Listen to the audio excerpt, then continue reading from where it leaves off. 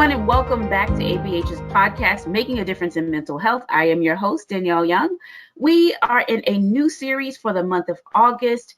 We are really taking a look at the impact of COVID-19 in the school and educational system for all of 2020, really, and the potential impacts of 2021. We have a very special guest today with us, Mr. Stephen Toews, who is a program manager for the Transitional Age Youth. But before we get into our interview, I always have to say hi to my co-host. Hey, Wendy, how you doing? Hey, Danielle, how are you? Hi, audience. So today's guest is Stephen, and he is with Affiliated Sante Group, and he dropped by our offices in Greenbelt last week to meet our site director, meet our staff, and introduce himself and partner. We do use his services a lot. He's with Crisis Mobile Team, and we call him often, and their group is great at responding to crises. So Stephen, welcome to ABH's Mental Health Podcast. Thank you. So glad to have you. So, in getting into our discussion further on our series of COVID in education, I'd like to let the audience know a little bit about you and your background and expound a little bit about what you do. Well, my background, I have a master's of science in clinical psychology. I specialized in school psychology, so I worked as a school psychologist in Texas and Washington State.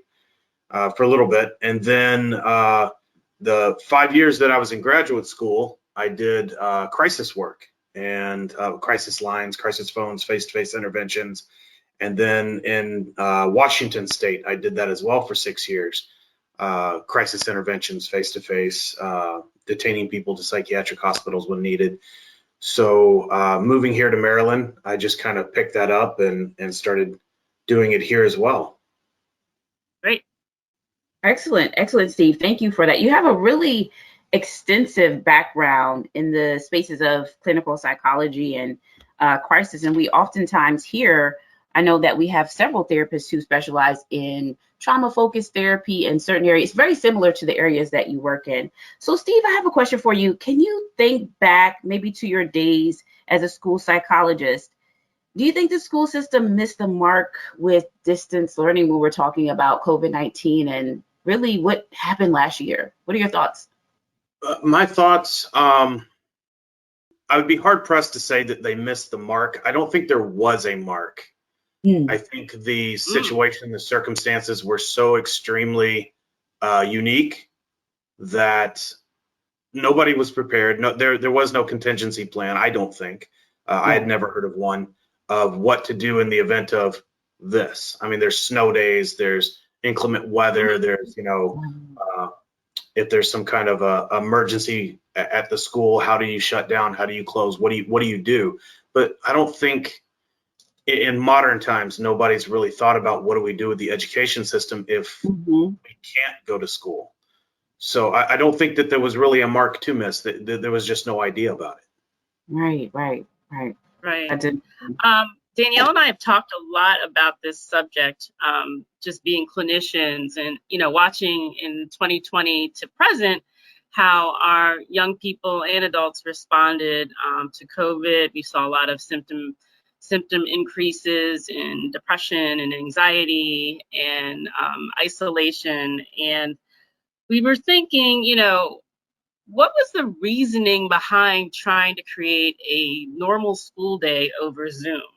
I know that the school system and educators and many people and parents became alarmed as distance learning continued, and they saw how kids started not being able to function, being in their rooms, quarantined, not socializing, and it just took a toll on their mental health. Do you have any thoughts on or any information you could share, given your old days as a clinical school psychologist, what federal laws or policies or regulations dictate what school systems need to do for children in terms of educating them how many hours during a day? Are you familiar with any of that, or you have thoughts on that? Because maybe that's what I'm missing. I don't know. When talking with Danielle, I always feel like it's just impossible to keep a kid online for 6 hours a day and find success. Well, it's It's an interesting contrast to think of when I was in high school, my sophomore year, our school got their first computer in the library, very first computer in the entire school in the library. It was AOL dial-up slow, and its entire purpose, it didn't have Windows. Its entire purpose was, the Windows operating system. The entire purpose was to just be able to search a database that was online for books. Exactly. A colleague of mine had been doing research on how social media was changing the way that the youth socialize and even communicate. And what he was finding in his research was that, and I could be wrong on the exact range of time, but I think it was every 40 years there's a cycle of how the younger generation, how they communicate, and the older generation is different. And then by the next cycle, they've switched, the younger generation is communicating differently than the older. And so it's about every 40-year cycle. And that was over the last 120 years, I think. Wow. That cycle was completely and utterly interrupted in the early 2000s with social media and with the holding of a phone in your hand with instant communication to everyone. It didn't require a face-to-face. With starting that part with the conversation is to say that the way that the younger generation is communicating has already begun to change. And when you compile that, I think it, in my opinion, exacerbate that with then isolating children within their homes where their only means of communication outside of their immediate family is online. And then you include, school, everything. Yeah. It only exacerbates, in my opinion, that. I also have thoughts about how every generation says the next generation just isn't the same. When I was a kid, we didn't do that. We didn't talk to people that way. But every generation says that. Every grandparent, every parent says we didn't do that. And so absolutely, the youngins that are coming up right now are going to be saying that about their kids. The same thing. So change is inevitable. Change is always inevitable, and it's in my opinion, it's also not necessarily bad. It's adaptive in a way. So to come back around to your question, I just wanted to put that out there to kind of to couch it. I think that the online education system is not functional for young adults who have not developed the emotional maturity, a sense of responsibility, consequence, those frontal lobe capacities. So you can't expect that. So online learning isn't new. Colleges do it. In fact, entire degrees can be earned just simply online. However, these are the older kids, essentially your 19, 20, 21-year-olds that are doing this. They're not 7, 8, 9-year-olds who don't have the attention span or the ability to do that. Right. So I think there is a fundamental flaw in it, but it was the only thing that they had. Right. I just wanted to comment on a couple of things that you've been saying, Stephen. You definitely hit it on the head where there are those of maybe our clients or our students that we work with or our maybe teenagers that are going into young adulthood who are used to this technological age. This past year, I did work within a program called Community Schools, and some of our little students, this is their first time ever going to school. So the kindergartners and the pre-K, their first introduction to school and to classmates and to socialization is actually through the computer. So they've not even had a classroom setting experience to know and to learn and to hit all those developmental stage marks. So I think it's really interesting that you bring that up. I do like the fact that you said that, and I wrote down while you were talking about cycling in and out, the 40-year cycle or whatever the math is for that, but cycling in and out of change and then adaptation. I do like the fact that you have brought up that that's not a bad thing. And I would just add to that there is that adjustment piece that is just always challenging. And I think that that's the conversation that we're having today. We're in that special place where it is something that we need to adapt to, because not in my lifetime, I don't think in my parents' lifetime, maybe my grandparents' lifetime, but I've not experienced anything like this before. None of my peers have. And so we have to adapt to it. And I believe that maybe 5 to 10 years from now, our little ones, the same little ones that I'm talking about, that will have their first experiences or have had their first experiences with education through online, will learn how to adapt a little bit more than us who've been just kind of used to doing things a certain way for 30, 40, 50 plus years. What are your thoughts about that? I think it'll be interesting to study this cohort, this group of kids, little kids, who were subjected to distance learning through the computer through this pandemic, and see what happens with them as they get older in terms of brain development, in terms of coping, and all of those great things that we just talked about. I think you hit upon that this was a very extremely unique situation that the entire country got in. And I was hoping that because this was a so unique situation, that school systems around the United States would have concessions and think about how children learn and think about brain development. Because I always argue, distance learning has nothing on gaming. Gaming, you're using, different parts of your brain.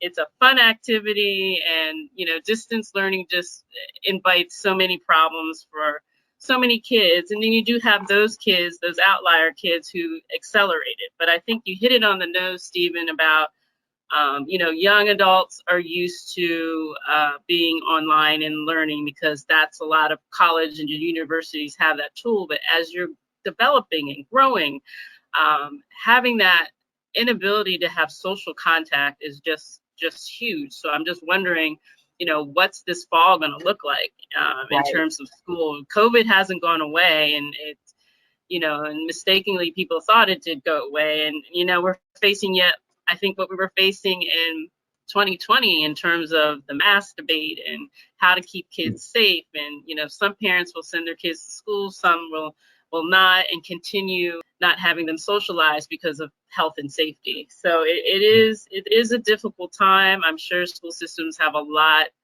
of things to grapple with in terms of making any good decisions for these kids going forward. But I heard there were lessons learned from last year. Yeah. So I saw a young man in a school a few months ago that in that moment, what I really wanted to see was his facial expressions. Well, I guess what I was looking for isn't so much important, is that I was looking for his facial expressions, and I really wanted him to pull down his mask so I could just see his face and the whole of it as I was talking to him, so I could kind of suss out his honesty and what he was really thinking, because so much is hidden behind that mask. And he would pull it down and then put it back up. And I said, no, it's okay. It's okay. You can pull your mask down. I just want to talk to you for a few minutes. And he would put it back up. And then I would watch my own boys when, so my wife and I are both vaccinated. And so, as the stores are opening up and they're saying, if you're fully vaccinated, you don't have to wear a mask. And with the boys, whenever we go in somewhere, we say, just keep your space and your distance, give people respective space, and you don't have to have your mask on. And the boys just constantly have to have their mask on. And I start wondering, what kind of anxieties have we built up in them about just the fact of having a mask on, while it is important and we need to have that mask on so that we can keep ourselves and other people safe. In the aftermath of that, what kind of anxieties have we built up of them, of telling them that people, because they're seeing on TV and they're hearing us talk about it, that people are dying. I think that also contributes to it whenever we talk about going back to school and what will that look like, and these very crucial developmental years of how they will perceive the world as safe or not safe around them. Right. While it may be subtle, by the time they're 30, it's still there. It builds in some kind of little notch there that will still be showing, when they're older. I'm curious. I'm chuckling because I'm like that. I got vaccinated months ago, and I'm anxious going into a grocery store. I'm so used to wearing my mask. And I think the thoughts are, I don't know you, I don't trust you, but then you could have something and I don't want to get you sick. I mean, all that every time I go in the grocery store. I was having a conversation the other day with someone who, I mean, we're all adults, and the same thing about the COVID response or the anxiety that has been produced with having to wear masks and the regulations are coming down. And I said, it's interesting because when babies are born, they're conditioned for the first, let's just say 16 to 18 months to know, to think, to be, to do certain things. And so we have been conditioned at the start of this pandemic, which was an epidemic at first and then became a pandemic. We began to be conditioned much like young children, or let's just think of it this way, at the first stages or phases of something that's new, just like a baby is new, or just like they're learning new people, places, and things. We've been conditioned much like that time or that term of development. And to take that away, I could understand how it could provoke some anxiety, just like if we were to take a little one away from their parent or put them in a new environment. This is anxiety provoking. So wow, Stephen, you're bringing up some really, really good points, and you're hitting on a lot of things that are provoking even more discussion. I mean, from the having the mask off or the anxieties of the mask off to the built up anxieties, even that you're experiencing with your family and when we go out, and we're still in a place of the unknown because there are new things that are happening every day. And so it really is interesting, as Wendy has already said, to be able to study that particular cohort over, let's just say, the course of the next 10 years. Like, what is that going to be like? And before we move on to our next question, Stephen, I wanted to kind of go back a little bit.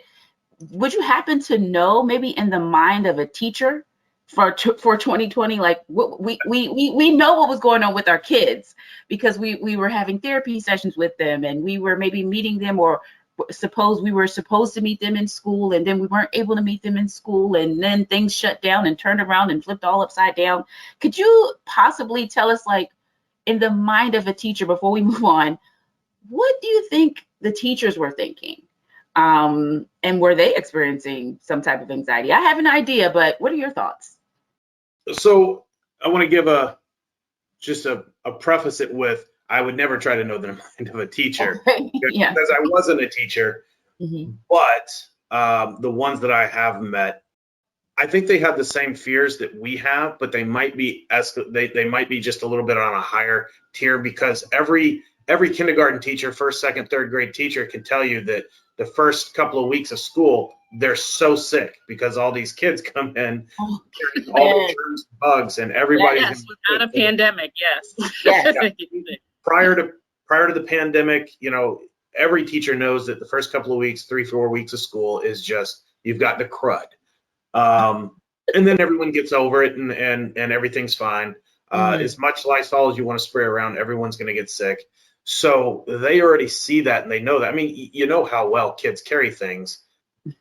So I would imagine the ones that I know are probably, that have talked about that, I think they're probably a little bit more anxious because they don't have the ability to keep your distance from younger kids. Sometimes you got to interact with them, but yet you can't. And how do you tell a little 5 or 6, 7-year-old, stay away from me or talk to me through this barrier? It's kind of difficult. It's very difficult. And then when you think about next year, if we have full open school, you've got 25 little kiddos running around, and all it takes is just one that's sick that makes everyone sick.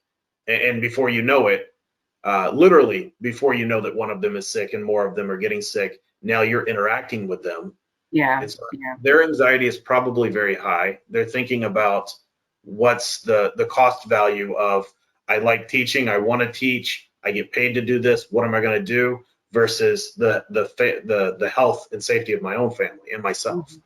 I mean, absolutely. We saw that being played out last year in 2020 with teachers protesting through their union about returning to school, in other states that mandated it quickly because they were anxious and worried about their safety.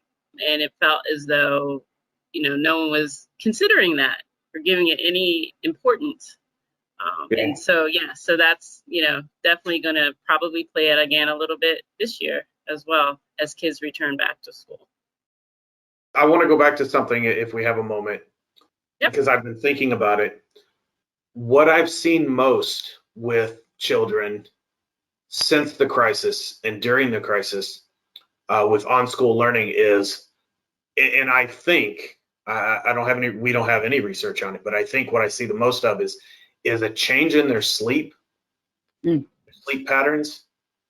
And so whenever I go into someone's home, what I'm seeing more of is higher anxiety, more anxiety, and then parts of that are depression, parts of that are other things. But that anxiety always, the first part of the conversation is always, I'm asking them, how are you sleeping? What time do you sleep? How much do you sleep? And the ones that I'm seeing that do have these anxieties are telling me that they don't sleep at night. They sleep during the day. They sleep 3 or 4 hours during the day. They're up all night long on their computer playing games or chatting with their friends who are also up. I think the fact that they don't have to get up at 6, 7 o'clock in the morning anymore and be at school and awake and active and then wearing themselves down so that they sleep at night, I think there's a huge disruption to their sleep. And I think that's a huge component to this driving a lot of the mental health changes that we're seeing. And so it's going to be interesting to see how that changes going back into school. Will we see a reduction in this or will it stay the same or what will happen? It's similar to what Danielle and I have discussed with, everybody's going through adjustment disorder. So, we have therapists who have had young people who've never been symptomatic until this pandemic. And so it's, along the lines of what you're saying, it's interesting to see when they return back to school, will all those symptoms diminish and then just go away, or will they linger for those who've never had any symptoms? So it's a complex situation. Very, very interesting.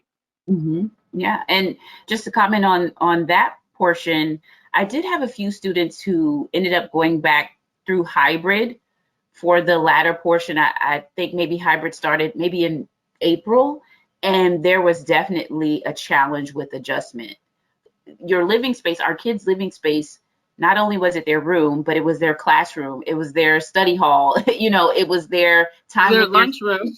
It was their lunchroom. So it was just so highly concentrated. You couldn't separate their living space from their school space. Or for our adults, we couldn't separate really our living space from our workspace.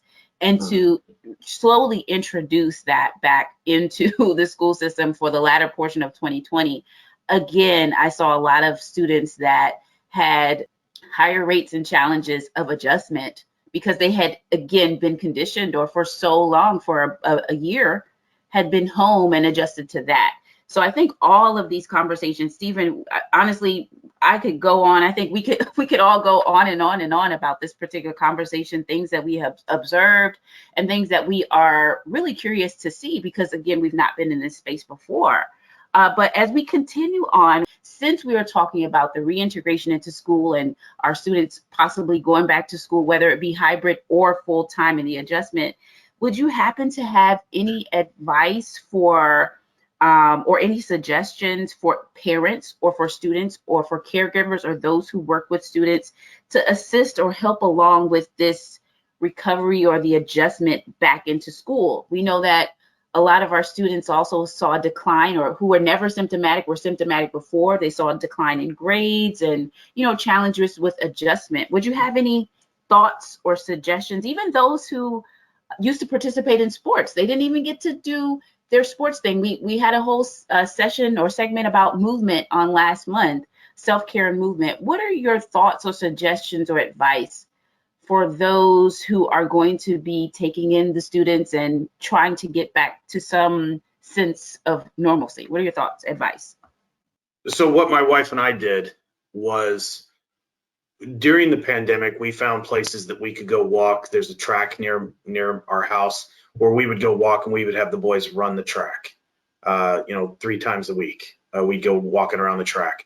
We set up the dining room as a classroom and put, like in schools, you'll see the little placards on the walls that'll have like a noun and examples of a noun and a little picture and little things. We put up stuff around the dining room like that, tried to make it look like a school. So we tried to keep things as similar to a classroom as possible, and even having a recess and a PE time. My advice moving forward to parents would be to try to ease them into the school, not just suddenly one day they're back into a regular routine, but try to ease it into it and to ease them out of being what they were, in, having their usual routine as opposed to just cold turkey. Does that make sense? Absolutely. Yes. Absolutely. I think we are starting to see a theme with those who are teachers or who are school psychologists or who work with teens and youth who are transitioning from one space to the next, that it's all about easing back in and taking the time for our young ones to be able to adjust. So yes, right. Absolutely. Wendy? I agree. I think what you did to try to set up a area in your home to make it a school space and get kids, out of their bedrooms and into that space, I think was very, very helpful. People that I know who did that, their kids are a little more successful. And then they, incorporated in their schedule exercise and time to just decompress and, do other things. So parents who did that were more successful. I think, the reality is we have a lot of parents who are considered essential workers. So they didn't have a choice in the matter during the pandemic in terms of having to go to work, having to support the family, trying to make the money through a very, very scary situation. So they weren't home to do these things for their children. And I think, if we're going to say miss the mark, maybe because this was so new, school systems didn't factor that in, and it just became, difficult. And so when kids are left to their own devices, what did they do? Stay in the room, got on video games, they logged into school, but they weren't really there. And, you saw the grades go down the hill, and it was just, and then they became overwhelmed. And so, you get to a point where it's like, oh, well, whatever, because I can't fix this. And so I totally agree with, easing back in, especially because I agree with you, Stephen, how sleep patterns have really gotten disrupted this last year. And so if you're going back into school, you have to get back into that routine of sleep, every night. And that's going to be challenging for kids who, staying up all night, 2, 3 o'clock in the morning and not going to bed till, early in the morning. So definitely patience and easing back into that routine. And to educators, I don't think my advice is needed because I think they're probably at this point, I hope that they're aware of it, but is that easing back in part is allowing children to, allowing just a little bit of disruption in the classrooms and not expecting a staunch, not expecting what you would expect in a classroom prior to the pandemic, but allowing a little bit of tension to be released as the semester goes on and gradually moving them into what was expected before. Well, I think it goes along the lines of kids who, have, went to school, did well grade-wise, and then the pandemic put them in a category of failing. And all that anxiety and disruption about the failing and coming back into school, I think, is critical. And it goes along with what you said to ease that back in. Be kind to these kids who, I always say, do you really think you wanted to fail? Did you think your kid wanted to fail? No, they didn't want to fail. They were just up against something that, they couldn't handle. No one could handle. No one was ever used to something like that. And, got overwhelmed, got really, really overwhelmed. So I'm always about kids because that's my background. And I'm always about be kind, ease them in, give them hope and opportunity that they can recover from 2020. Yeah, I can see teachers and school systems, school district administrators and teachers saying, okay, the pandemic's over. Let's get back to the way it was. And kids aren't going to transition that quickly.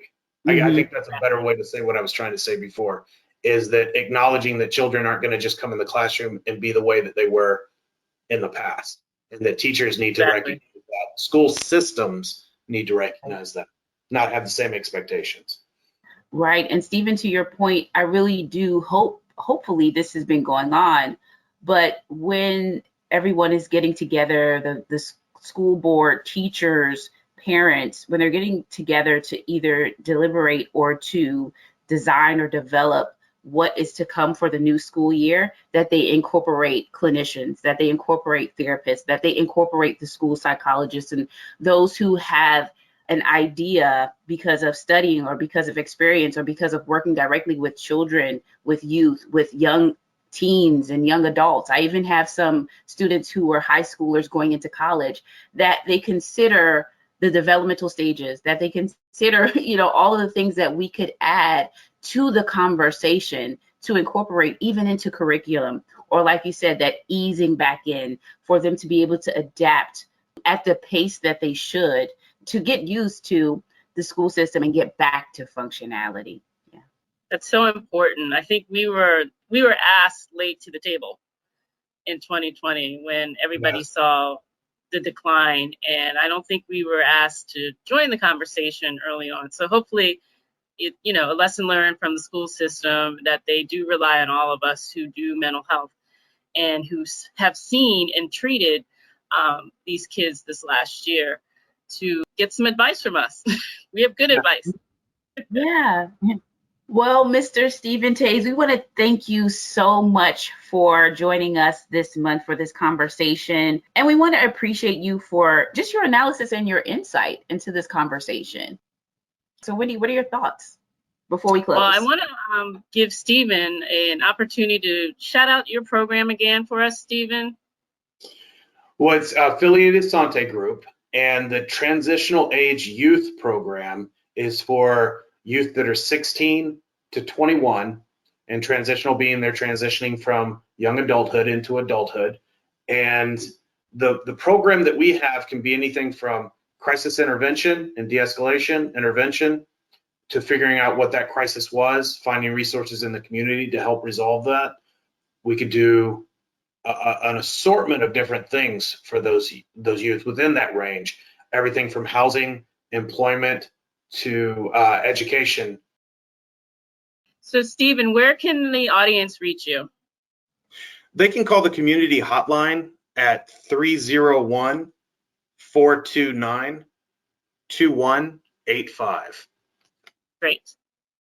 So what's coming up is we have more guests who are going to share different points of view regarding COVID-19 education. What does it look like in the fall for schools opening? So just excited to continue talking about this in hopes of helping our parents and young people cope to what seems to be like a new norm right now for all of us.